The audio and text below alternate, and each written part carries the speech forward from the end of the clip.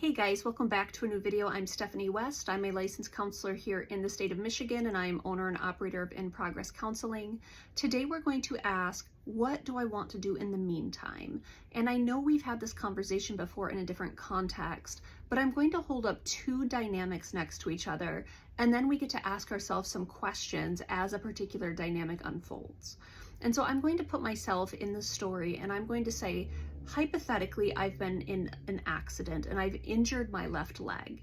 And now I have to let the swelling go down before I can have surgery to repair what the break is, okay?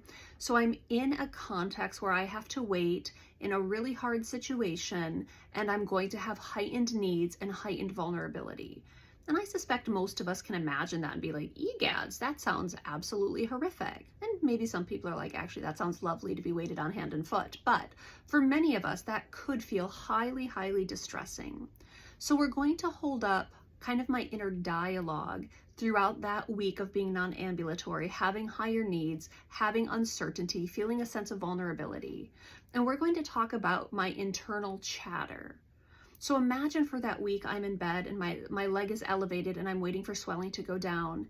And I am sitting there thinking, Steph, you are so pathetic. I can't believe that happened. I can't believe you had an accident. You are such a moron. What are you doing? You're so pathetic. You can't do these things yourself. And I just speak to myself vitriolically about who I am as a human. As I'm laying in here in bed, I'm basically just assaulting my psyche again and again and again, talking about my lack of worth, my lack of competence, my lack of ability, and I'm just going to lambaste myself. You take that same Steph laying in bed, and she has a different set of internal chatter that she's practicing. And perhaps some of the invitations to anxietize or some of the invitations to speak poorly to myself still show up. But instead, I work on speaking truth over my situation, over my circumstances.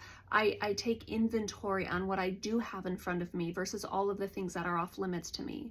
And I practice closely monitoring my thoughts and not letting them run the show, even though through harsh appraisal, I could find a ton of things to be really, really upset about. So I'm laying in that bed and I'm saying, oof, this is hard. Of course it's hard. It's out of rhythm. You know you want to be doing other things, yet you do get to relax today. You know, how do you want to spend your time today? Maybe I start to ask myself some questions and I say, I see your hard work. I know there's a lot of things coming up here you're going to have to really stretch towards. Let's really just take time settling in this week and maybe enjoy a little bit less of a rigorous workload. Now, there's 100 different ways to talk to myself, and I'm not even sure I'm capturing all of them very well here.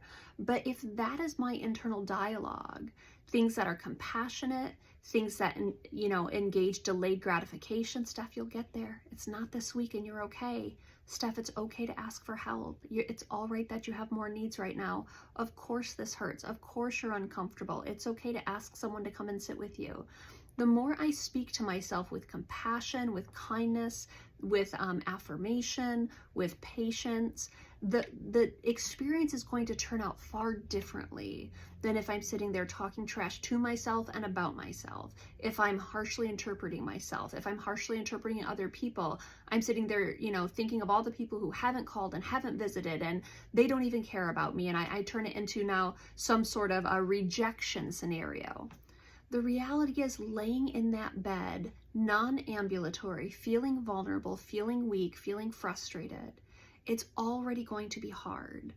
My internal chatter can make it torturous, or my internal chatter can create guardrails around how to keep myself as okay as possible in an already distressing situation. If you're the person that takes an anxious thought or a negative thought or a nasty thought toward yourself and you water it and let it grow, we can do some work around that. Habitual thinking over time can take us in far different directions, more helpful directions, more healthful directions. And friends, we don't want to wait until we're in a compromised position to practice. Now, can we practice when we're vulnerable? Of course. But if you have a harsh inner dialogue now, perhaps there's things we can be doing, maybe even in the meantime, as you practice helpful, healthful strategies that relate to cleaning up your inner dialogue.